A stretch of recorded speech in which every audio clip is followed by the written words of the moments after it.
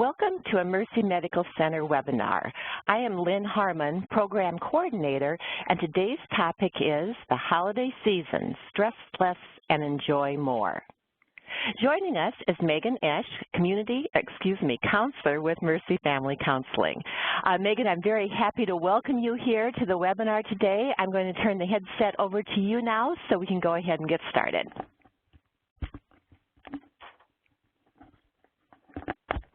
Thank you, Lynn. I'm happy to be here as well. This is a topic that really hits home for more of us than I would say not. So let's go ahead and get started here and review just some of the objectives that I want to touch base on today. As we work through this PowerPoint, we are going to first identify the sources of holiday stress and hopefully gain insight into setting and managing more realistic expectations for the holiday season. Next, we are going to take a look at a few different tips to manage stress and avoid the holiday blues. And finally, in wrapping up, we're going to take a look at the signs and symptoms of seasonal affective disorder, which is a serious medical condition that unfortunately is often overlooked during the holiday season as simply a case of those holiday blues. So we really want to be able to tell the difference between typical holiday stress and then something a little bit more serious. Getting started here, I want to take a moment to just discuss the different sources of holiday stress. I've broken it down into 5 categories today, and we are going to use these different categories to understand where the stress in our lives stems from during the holiday seasons, from the beginning of fall all the way through the new year, and then look at the different areas in which we can make improvements in all of these different categories. So as you can see, finances are, of course, a major source of holiday stress, fatigue, unrealistic expectations, family conflict, and emotional stress or loneliness. Holiday stress can typically be summed up into one word: demands. There are demands for your time, maybe volunteering at a bake sale or a fundraising event. Demands for money, whether it be donations, gifts, or contributing to money for groceries, that type of thing. Of course, there is the demands for shopping that produces stress financially as well as in invading on our own personal time. Baking, party planning, cleaning, getting the house ready for those family get-togethers, volunteering, donating, cooking and decorating. We always want to make sure that the holidays are perfect for those people that we love, and sometimes those demands really start to become overwhelming. We are going to start off by talking about our finances during the holiday season. On your screen, you will see 4 different tips to really help you manage the stress associated with finances. It is so important that we know what our limits are and that we stick to them. Sit down with your family or your significant other, or just sit down alone and decide how much you can spend during the holiday season and create a budget. It's a good idea to look at any travel expenses, any gift expenses, groceries, that type of thing, and decide how much you can spend in each of these categories, and then really make sure you're sticking to that budget. When we don't have a budget, when we haven't made a list or made a plan, it's easier to make impulse decisions or impulse purchases that later on we may regret or may push us over our budget. Having a plan is always a good idea. Shopping early or shopping throughout the year to find sales or deals, or even just to spread out the financial burden. If you can get some of your Christmas shopping done during the summer, then it won't feel quite as imposing as it would, if you have to do it all in November and December. Another idea is to make homemade gifts or plan a gift exchange to cut back on the number of people that you may have to buy for. If you have a large family or a large group of friends, it can be just as much fun to get together and share a meal and have a gift exchange as it is to receive or give gifts to every single person in your family or your friend group. And finally, before shopping, try to make a list or create a plan so that you can avoid some of those impulse purchases. If you have a plan or a set amount of money that you're hoping to spend on each person on your list, you will be more likely to stick to those limits. Moving on, we have a lot of exciting things to look forward to during the holiday season, and sometimes with the holiday schedules, we start to feel very fatigued, overwhelmed, or exhausted. It is easy to let the busy holiday schedules get the best of us, but ultimately we have to be seeking balance during the holiday months. It is important that we, again, know our limits and know when we've met them. When you have met your limits, it is okay to say no. If you are already at your limit and someone from your children's school or maybe your faith community comes and asks for you to make a donation to the upcoming bake sale, first ask yourself, do I have time to do this? If you do not have time, it is okay to say, thank you for asking. This is not a good time for me. Please ask the next time. Or consider buying something from the store as opposed to trying to make homemade treats. Those are just little ways that you can kind of find balance and learn to say no in a way that's not going to leave you feeling empty or ungrateful. It's also important that we maintain healthy habits. During the holiday season, there are family get-togethers and all sorts of fun activities to participate in, but it is important that we maintain a healthy sleep schedule, that we continue to get the nourishment that our body needs, that we're exercising and making time for relaxation. Moving along to the expectations that we may hold for ourselves during the holiday season, it is so important that we are realistic. The holidays do not have to be just the way that they were last year or look exactly like they looked when we were a child or even when our children were small. It is okay if our holiday traditions change over the years, or if one tradition is simply becoming too difficult to uphold, it's also okay to sit down with your family and friends and consider coming up with new traditions. Simplify your holiday commitments and ask for help when you need it. You do not have to do all of the cooking and all of the cleaning or even all of the hosting. It's okay to spread the responsibility out. Ask the kids to help in the small ways that they can, or ask your friends to come to your house to share a meal, but have everybody bring a side to share so that you're not preparing the whole meal. It's also important that we set priorities and let go of impossible goals. The number one source of avoidable stress for almost all of us is perfectionism. When we set unrealistic expectations for ourselves, we constantly wind up feeling defeated. Manage these expectations by setting realistic priorities.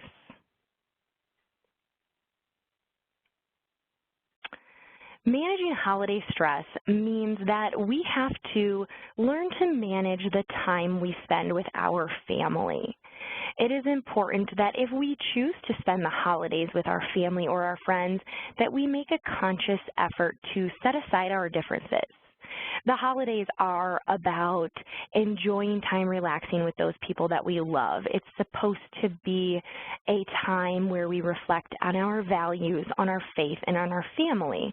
And so that may mean that even if you're not getting along with everyone in your family, we set aside the differences for the time that we are together. If there are certain topics of conversation that are difficult for your family to maneuver without finding conflict arising, then maybe you avoid those topics of conversation during get-togethers. It's also a good idea to limit lengthy get-togethers.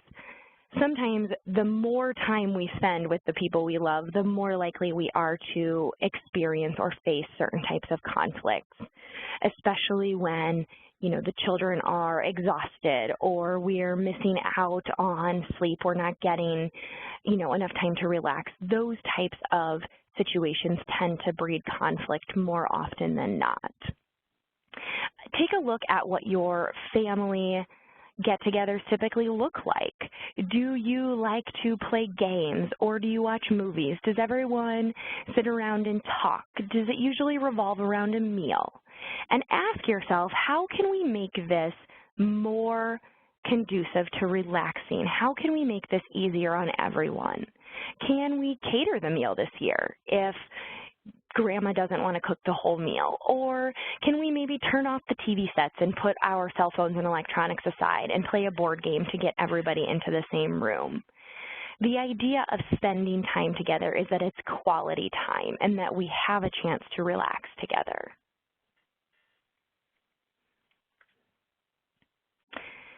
The holidays often go hand in hand with emotions. Many of these emotions are positive. Unfortunately, many others are more difficult to cope with. It is not unusual for the holidays to bring up fresh feelings of grief, to cause stress in other ways, and it's important that we acknowledge our feelings. If you are dealing with grief, symptoms of depression or anxiety, or having difficulty coping with your emotions throughout Thanksgiving, Christmas, it's important that you reach out, talk to a trusted family or friend, and ask for help if you need it. It's also important that you take a breather. If you are feeling overwhelmed by obligations and holiday stress, take some time out to focus on self-care. Acknowledge your feelings and talk to somebody, say a friend or a trusted family member, maybe your significant other, and let them know that this holiday is hard for whatever the reason may be. Maybe you're missing a loved one who isn't with us anymore, or maybe you're missing a loved one who just simply can't be in town this year. Maybe you're grieving what the holidays used to look like when you were a child or when your children were younger. Those are all very typical emotions to deal with during the holiday season, and it's important that you acknowledge them and that you understand you're not alone.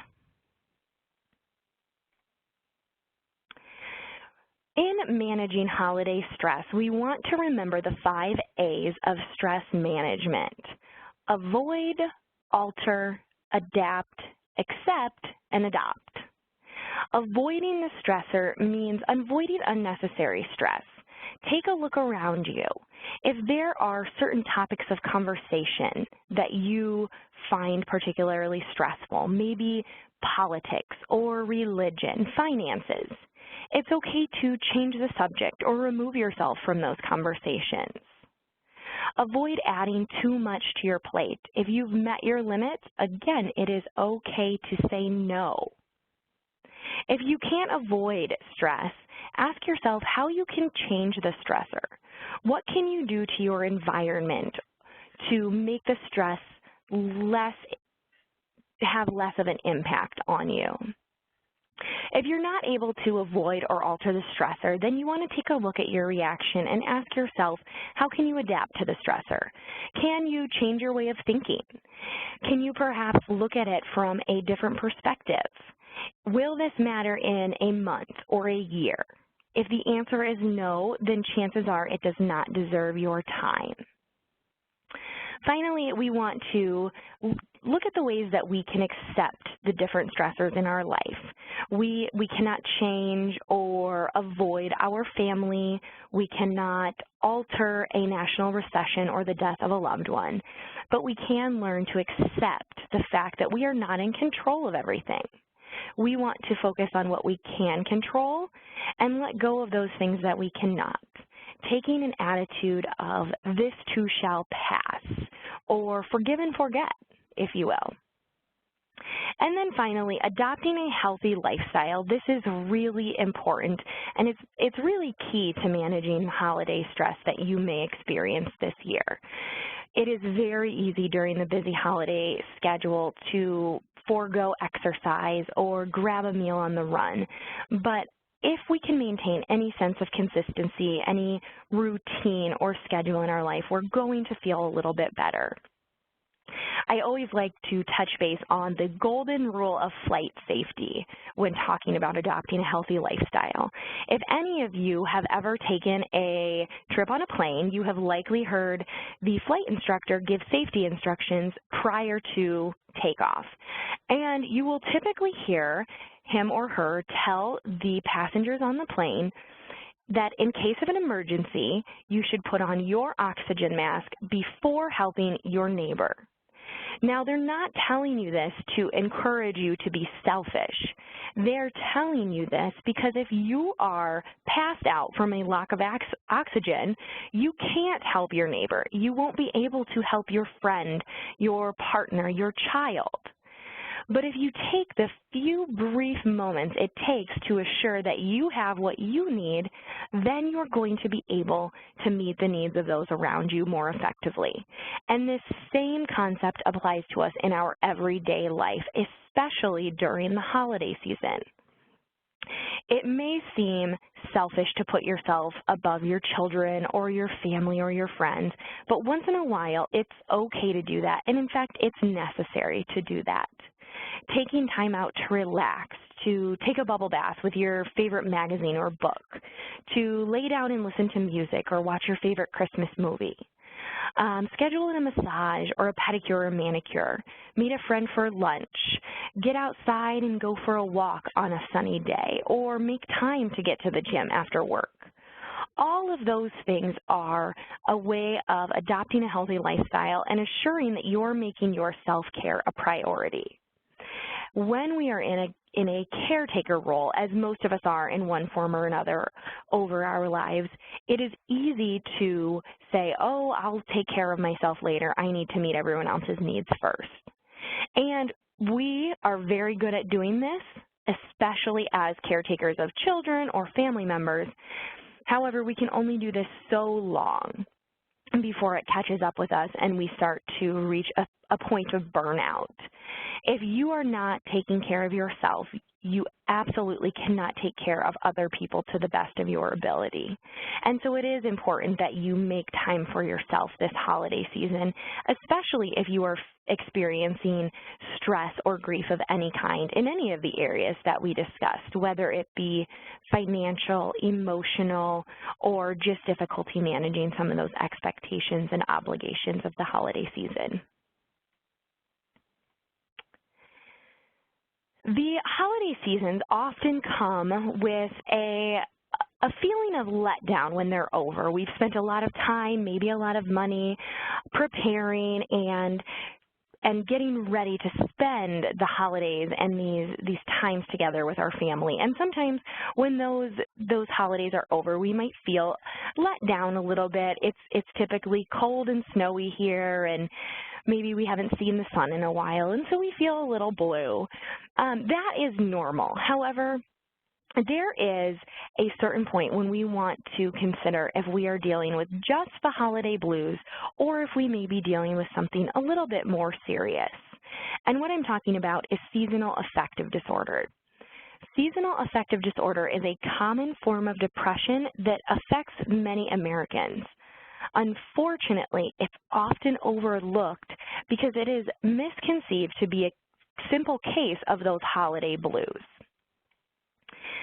Symptoms of this common form of depression include sadness, loss of energy, feelings of anxiety, feelings of hopelessness, isolation, feelings of irritability, changes in appetite, unexplained or sudden loss of interest in activities that you may otherwise have enjoyed, difficulty concentrating, whether it be at work or at home, sudden and unexplained weight gain or weight loss that couldn't be attributed to overindulging over the holidays or, an intentional diet plan, feelings of exhaustion or difficulty sleeping.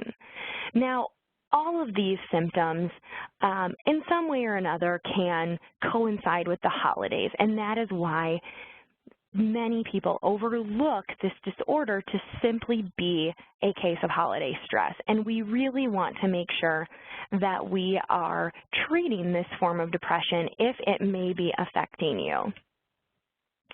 Seasonal affective disorder can be severe, and it is important that treatment of this disorder is monitored by professionals. However, there are, of course, ways to manage your symptoms of seasonal affective disorder at home with the help of a medical professional. Ideas for coping at home include increasing your exposure to natural sources of light during the fall and winter months. During the fall and winter months, we're not seeing or experiencing as much sunlight as we typically do during the spring and summer. And so with that, we experience decreased exposure to vitamin D, which can cause the symptoms of seasonal affective disorder. Other ways include exercising regularly, spending time outside whenever able, just to get some fresh air, whether it be taking a walk around the parking lot at work, eating your lunch outside if it's warm enough, things like that. Getting outside after work and taking the dog for a walk, all of those types of things can help.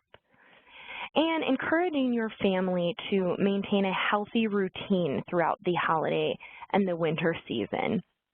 Try to make sure that you're still operating on some level of consistency within your family system, whether it be having regular family meals together, making sure that you're still getting enough sleep each night, keeping that exercise in check if at all possible. In wrapping up here, it is important that we understand and we maintain these 3 bullet points: remembering to set limits for ourselves and for others, maintaining healthy boundaries, and remembering to relax. The holidays are meant to be a time of joy and happiness, a time of togetherness, and sometimes we can forget that in all of the busyness of scheduling and preparing. So if we can remember to set these limits and try to keep our focus on our values and our priorities, we're going to experience less stress this holiday season.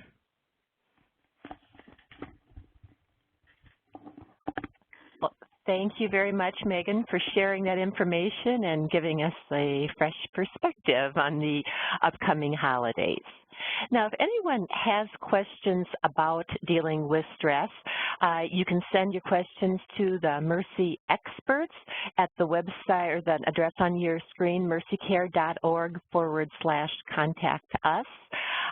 You can always check the website, mercycare.org/webinars, for information about future webinars or listen to any of our past webinars. So once again, I want to thank you, Megan, for joining us, and thanking you, our listeners.